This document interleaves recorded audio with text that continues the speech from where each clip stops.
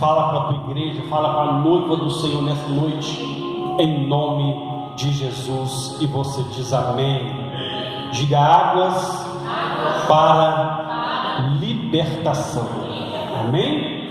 Irmãos, nós estamos em mais um elo dessa campanha Águas para a Libertação, já deixando claro que a água não é ela que liberta, ela é algo que Deus vai usar para a libertação na vida daquele que crê. Então nós usamos, todo ano nós fazemos essa campanha com o intuito que você venha entender a importância. Claro que você já sabe a importância da água em si, o H2O, a água em si, a água que nós bebemos, a água que utilizamos nas nossas tarefas domésticas e por aí vai. E também sabemos da importância da água na nossa vida, para o nosso corpo físico. Entendemos também a importância da água na face da terra, Eu costumo dizer que isso é algo verídico, que se tirar a água da face da terra, acabou a espécie humana, porque a água ela é de suma importância tanto para a fauna, a flora, também para a raça humana. E a palavra de Deus ela é comparada com água, o Espírito Santo é comparado com água, Jesus é conhecido como a fonte de água viva. Enfim, tudo retrata no mundo espiritual a água em todos os aspectos da palavra de Deus. Ela vai estar sempre direcionada a essas três figuras: ao Espírito Santo, à palavra de Deus e ao próprio Jesus. Sempre quando você vê na Bíblia Sagrada, a água vai estar identificando esses três personagens: a palavra, Jesus e o Espírito Santo. E essa palavra que saiu da boca do próprio Deus, o próprio Deus mesmo comparou que assim é a palavra que sai da boca dele. É como a chuva que desce, rega a terra e faz com que a terra produza. Ele diz que assim é a palavra que sai da minha boca, ela não volta vazia. Quando ela sai da boca de Deus, ela sai com um propósito, com um objetivo para mudar, para transformar a vida de alguém que der crédito a essa palavra. Porque o próprio Deus falou através da vida do profeta Isaías: quem deu crédito à nossa pregação? Quem acreditou na palavra de Deus? Quem acreditou naquilo que Deus falou acerca da sua palavra, do seu poder, da sua grandeza a um povo que estava sedento? No livro de Isaías 55 ele diz: olha, todos vós que tendes sede, vinde a mim e beba da água. Ou seja, ele estava falando da sua presença, estava falando da sua palavra, estava falando da nossa intimidade com Jesus, da nossa vida com Cristo e com a sua palavra. Quando nós descemos nas águas do batismo, a confissão da água do batismo, nós descemos e fazemos a confissão que nós cremos que Jesus é o Salvador do mundo, e nós estamos descendo nas águas do batismo para obedecer a Cristo e a sua palavra. Então não tem como, meu irmão, minha irmã, viver uma vida cristã sem contato com o Espírito Santo, com a palavra de Deus e com o próprio Jesus. Porque, resumindo, os três são apenas a mesma pessoa. Estão falando da mesma pessoa com nomenclaturas diferentes, mas sempre falando da mesma pessoa. E Jesus, então, nós vemos aqui onde a Bíblia diz que havia um homem que era cego de nascença. Ele era cego de quê? Nascença, ou seja, já nasceu com aquela cegueira, já nasceu acometido da cegueira. Mas independente se nasceu com a cegueira ou não, o que importa é se crer, o milagre de Deus vai acontecer. Não importa se o problema já veio acarretado, não importa se o problema já estava presente mediante a sua existência. O que importa é que, se você crer, Deus vai operar o milagre na sua vida. Tem alguém que crê aqui nessa noite? Então aplaude e glorifique esse Deus poderoso.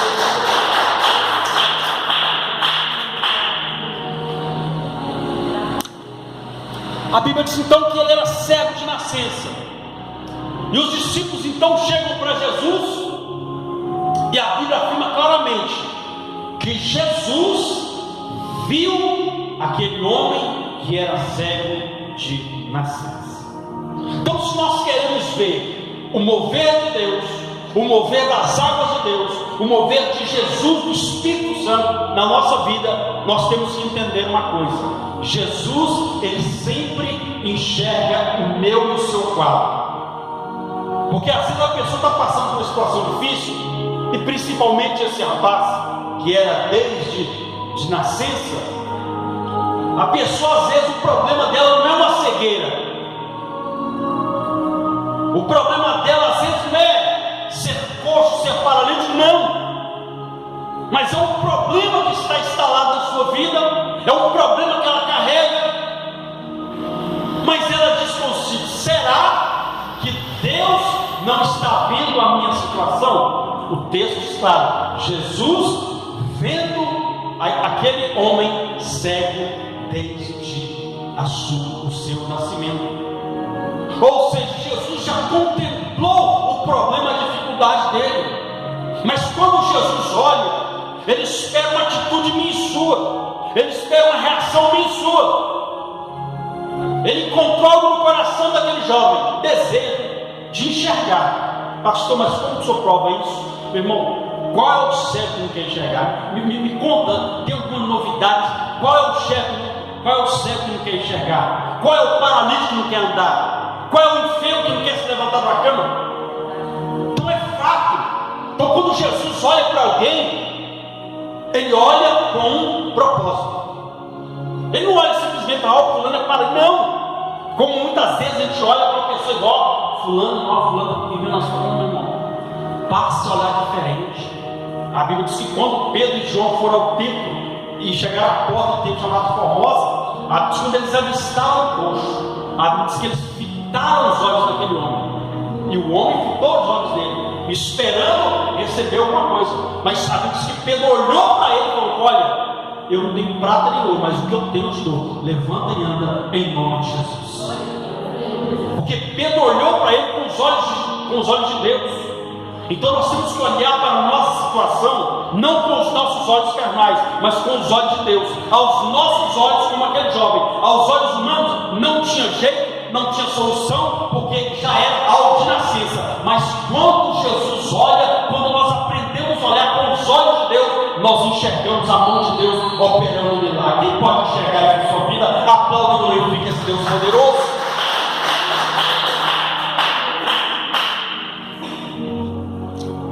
Então aprenda a olhar com os olhos de Jesus. Jesus olhou para ele de uma forma que ninguém olhou. Aí os discípulos olharam para ele de uma forma não como Jesus e perguntaram: Senhor, ele é cego de nascença, mas por quê? Quem foi que pecou? Foi ele ou foram os pais dele para que nascesse cego?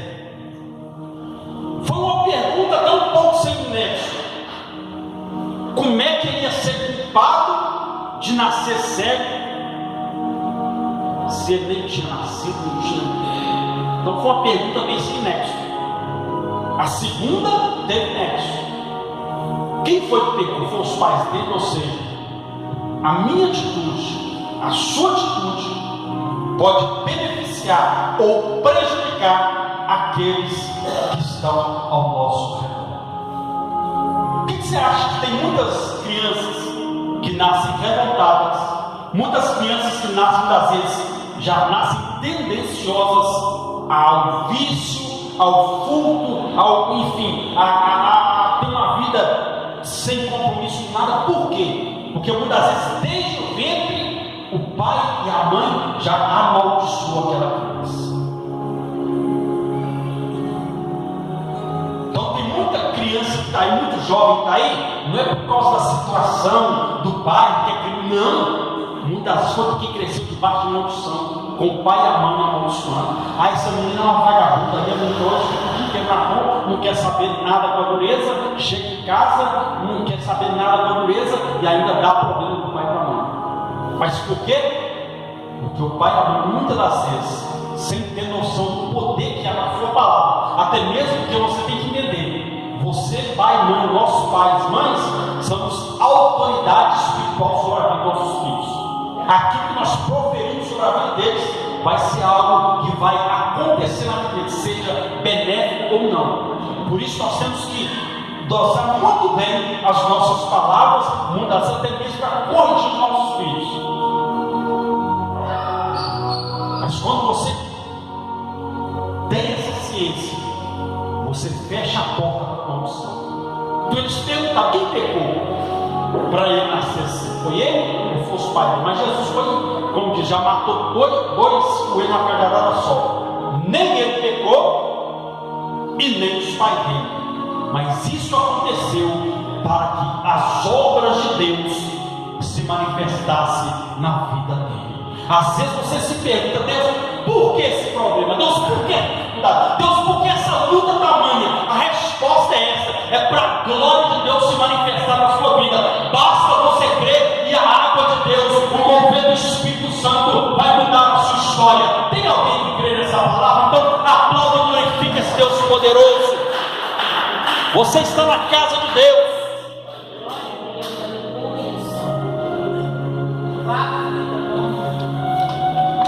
Porque às vezes a gente fica querendo caçar um culpado do problema, caçar um culpado da situação. Não! Nós temos que buscar a solução, e ela se chama Jesus. Aleluia! Já viu aquela história do leite derramado?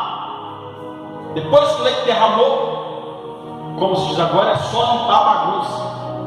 Pois é. Se o leite está derramado, se a situação está instalada, é só chamar pelo nome dele, é só buscar a presença dele. Não procure problema, como diz o povo, não procure, sei lá, carpar na cabeça, sei lá o que. É por aí, você entendeu o que é? É procurar chifre na cabeça de cavalo. Pronto, lembrei. Não fica procurando chifre na cabeça de cavalo. Olhe para o alto, porque de lá te virá o socorro. Não importa a origem, o que importa é se você crê naquilo que Deus pode fazer na sua vida. É se você crê que a sua história pode mudar, mesmo que aos seus olhos tudo diga que não. Isso é fé, meu irmão. Fé é você acreditar quando ninguém mais acredita. Fé é você crer no milagre quando ninguém mais acredita que algo pode acontecer. Porque milagre é só Ele que pode fazer. Libertar, curar, restaurar, é só Ele que pode fazer. Mas você não precisa ficar preocupando a origem, de onde que veio. Não. Fica tranquilo, coloca na mão dele que Ele pode resolver. Amém? Amém? Aí a Bíblia diz que Jesus então começa a indagar com eles. Jesus fala com eles: olha, respondeu Jesus: nem ele pecou, nem seus pais, mas foi para que lhes manifestasse nele as obras de Deus. É necessário que façamos as obras daquele que me enviou, enquanto é dia. A noite vem, quando ninguém pode trabalhar. Jesus está falando: olha, automaticamente o dia foi feito para o trabalho, a noite foi feita para o descanso. Mas graças a Deus que nós servimos a um Deus que não se cansa, um Deus que não para, um Deus que não está preso ao dia e noite, Ele está preso à sua fé. Ele não está preso ao dia e nem à noite, Ele está preso na sua crença, naquilo que você acredita que Ele pode fazer. Só que Ele deixou bem claro: olha, se no dia tem que se trabalhar e à noite ninguém pode trabalhar, o que Ele estava falando? Aí Ele continua dizendo: olha, eu sou a luz do mundo. Ou seja, se de dia eu ilumino, à noite não é diferente, porque eu sou a luz do mundo. Foi isso que Ele falou. Mas o que Ele estava deixando bem claro? Quando Ele disse que à noite ninguém pode trabalhar, que é um momento de repouso, Ele estava dizendo bem claro: o corpo pode repousar, O corpo pode dormir e descansar, mas a sua fé não. A sua crença em Deus não. Ou seja, ele está dizendo que vocês têm que despertar a fé de vocês. Eu sou a luz do mundo. Pode estar parecendo o dia o anoitecer, pode estar parecendo que mas eu sou a luz do mundo. Continua crendo, porque a noite, como é escuro, não é como nesse tempo, que não é como hoje, tem iluminação, temos portas, não. Naquela época, quem não tinha lamparina, quem não tinha nada, tinha que ficar no escuro, não via nada. Mas ele estava falando, ainda que a sua situação, você olhe e não consiga ver nada, eu sou a luz do mundo e a minha vitória vai chegar na sua vida, basta você crer. A Bíblia diz, Cristo te esclarecerá, desperta do que dormes, e Cristo te esclarecerá. Por isso que ele diz, eu sou a luz do mundo. Desperta a sua fé, desperta aquilo que está dentro de você. Muitas das vezes é a sua fé que precisa ser despertada, porque quando a sua fé está dormente, quando você está dormindo na fé, você não consegue enxergar quem está diante de você. Quando você está dormindo, você não, espiritualmente falando, você não consegue perceber nada à sua volta, você leva tudo na naturalidade. Mas quando a sua fé está despertada, você crê aquilo que a própria palavra de Deus diz. Eu me deitei, eu dormi, eu despertei, porque o Senhor me guardou. Quando você crê em Deus, até no seu sono, a presença de Deus é notória na sua vida, a proteção de Deus é sobre a sua vida. Por quê? Por causa da sua fé. Por causa da sua fé. Tem gente que está tão desacreditado que ele já dorme pensando, será que eu vou acordar amanhã? De tão desacreditado, será que amanhã eu vou levantar dessa cama? Meu irmão, a Bíblia diz que o amanhã pertence a Ele, que nós não podemos ficar ansiosos por coisa alguma, muito pelo contrário, a Bíblia diz, lança sobre Ele toda a vossa ansiedade, porque Ele tem cuidado de vós. Então desperta a sua fé. Às vezes precisa que a sua fé seja despertada. Essa é a noite. Desperta a sua fé e saia daqui com a certeza que a luz do mundo vai trazer aos seus olhos aquilo que a escuridão muitas das vezes tem impedido você de enxergar. Por quê? Porque a fé está dormindo. Desperta. Aí a Bíblia diz que Jesus então olha para eles, olha, tendo dito isto, cuspiu na terra e, tendo feito lodo, cuspiu com a saliva, aplicou aos olhos do cego, dizendo-lhe, vai, lava-te no tanque de Siloé. Ele foi, lavou e voltou vendo. Diga, ele foi, lavou e voltou vendo. Mas antes disso, dele ir lá, lavar e voltar vendo, a Bíblia diz que Jesus liberou uma palavra, Jesus tomou uma atitude. A Bíblia diz que Jesus cuspiu, fez lodo com a saliva no barro ali e colocou nos olhos dele e disse, agora vai e lava-te. Ou seja, Jesus, para operar na vida dele, Jesus já tinha feito a parte dele. Jesus fez a parte dele. Jesus cuspiu no barro, botou ali com o lodo, colocou nos olhos deles, agora vai, lava-te. Jesus fez a parte dele. O que foi necessário para o milagre acontecer? Aquele homem tinha que fazer a parte dele. Isso não é bíblico, mas é algo que, em consonância com a palavra de Deus, muitas pessoas vão dizer, tem uns que até por ignorância bíblica falam que está escrito na Bíblia, mas não está. Faça a tua parte, eu te ajudarei. Isso não está isso na Bíblia. Mas o texto aqui nos deixa claro essa explicação dessa palavra. Jesus fez a parte dele, agora faz a sua. Você consegue entender isso? Jesus fez a parte dele, agora faça a sua. Nós cantamos uma música assim: tudo que Jesus conquistou é direito nosso, é nossa herança. Não é assim que cantamos? Jesus já fez a parte dele, agora faz a sua. Acredite e tome posse da vitória de Deus, em nome de Jesus, amém? Toma posse da vitória, aplauda esse Deus que é poderoso.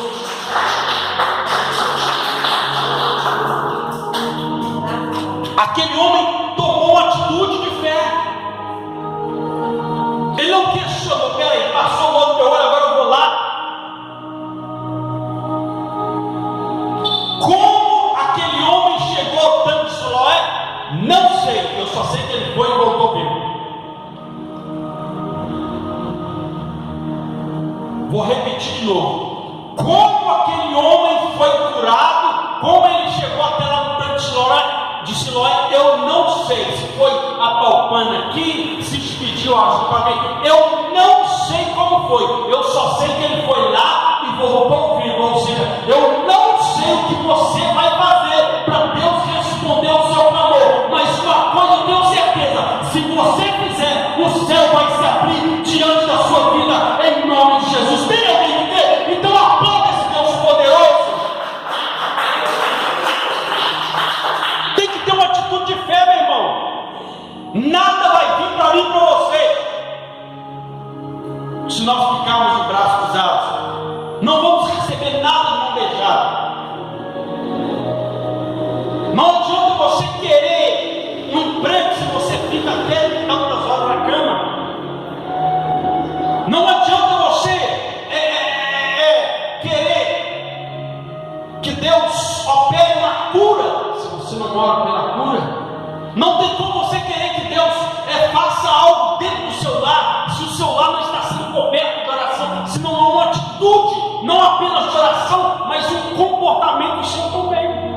Porque muitas das vezes, entenda isso, muitas das vezes uma atitude sua vai mover o céu a respeito da oração que você fez.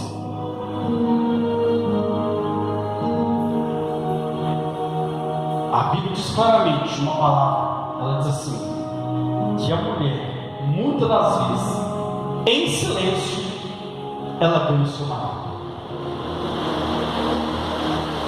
A Bíblia diz que a mulher crente santifica o marido que é descrente, e vice-versa, que o marido crente também vai santificar a mulher que é descrente.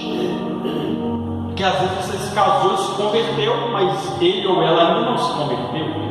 Mas uma coisa é certa: se você colocar na mão daquele que pode resolver, aquele que é a luz do mundo, algo de Deus vai acontecer dentro da sua casa, dentro do seu lar.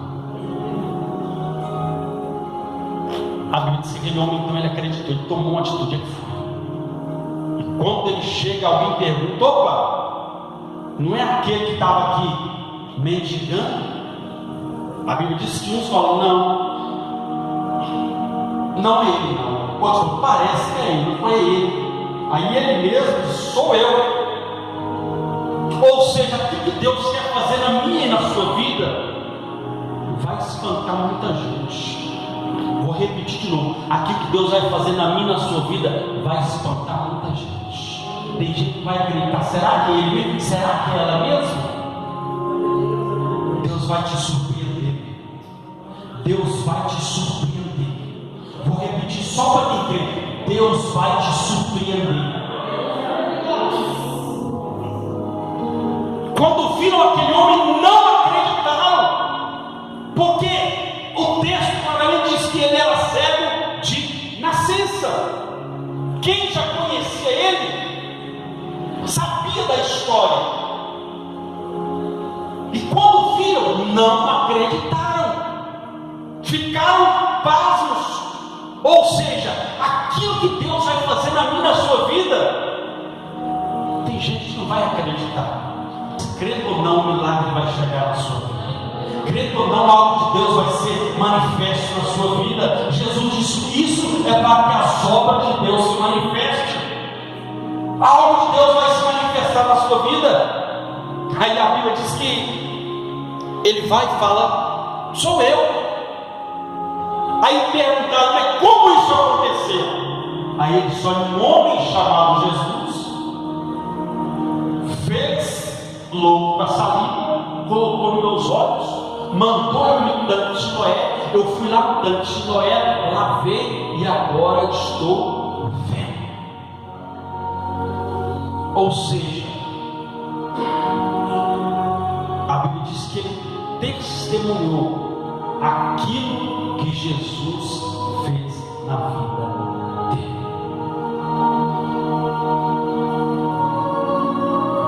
Aí a pergunta é: você tem testemunhado o que Deus tem feito na sua vida?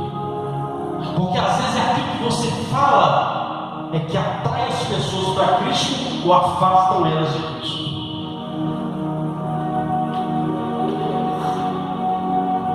É aquilo que nós falamos, muitas das vezes, é que vai atrair as pessoas para Cristo, que vai fazer com que Deus opere na vida daquela pessoa. Aquele homem foi bem claro: olha, um homem chamado Jesus fez isso, falou para mim fazer isso, eu fui lá, fiz, e agora eu estou vendo, agora eu estou curado, agora eu posso enxergar. Então entenda uma coisa: a Bíblia diz que Deus nos chamou para ser testemunha. Entenda uma coisa: o mesmo Jesus que fez o primeiro milagre é o mesmo que vai continuar fazendo o segundo, o terceiro, o quarto. Vai depender da sua fé. Lembra do seu Bartimeu? A Bíblia diz que Bartimeu estava à beira do caminho mendigando. Jesus chega para ele, clamando Jesus. Jesus manda chamar, e Jesus pergunta para ele: o que queres que eu te faça? Ele diz: Senhor, que eu torne a ver. A Bíblia diz então que Jesus liberou a cura sobre a vida dele. Ele vivia, como o texto já diz, uma vida à beira do caminho, mendigando. Quando ele recebeu o milagre, sabe o que ele fez? A Bíblia diz que ele seguiu Jesus pelo caminho. Ele foi atrás de Jesus. Ele continuou colado em Jesus. O problema é esse: se a pessoa recebe algo de Deus, ao invés dela colar mais em Jesus, ela se afasta. Como se agora eu já recebi minha cura, não preciso mais de Jesus, não preciso mais lá na igreja, agora eu já estou com o meu milagre. Não. O erro de muitas pessoas é porque muito Jesus já liberava uma palavra: olha, a sua fé te salvou, você está curado, você está curado. Mas tem uma palavra: vai e não peques mais. Ou seja, seja grato por aquilo que Deus fez em sua vida. Seja grato. A Bíblia diz que Bartimeu seguiu Jesus pelo caminho, porque ele sabia que de onde ele encontrou a fonte dos milagres. E havia um desenho: tem a fonte da juventude, tem no Pica-Pau, não tem essa fonte da juventude. Pois é, Jesus é a fonte dos milagres. Se você ficar coladinho com Jesus, vai jorrar milagre na sua vida, vai jorrar cura, vai jorrar libertação, vai jorrar aquilo que você precisa da parte de Deus, em nome de Jesus. Amém? Se você crê, coloque-se de pé no seu lugar, aplaude e glorifique esse Deus que é poderoso. Aleluia.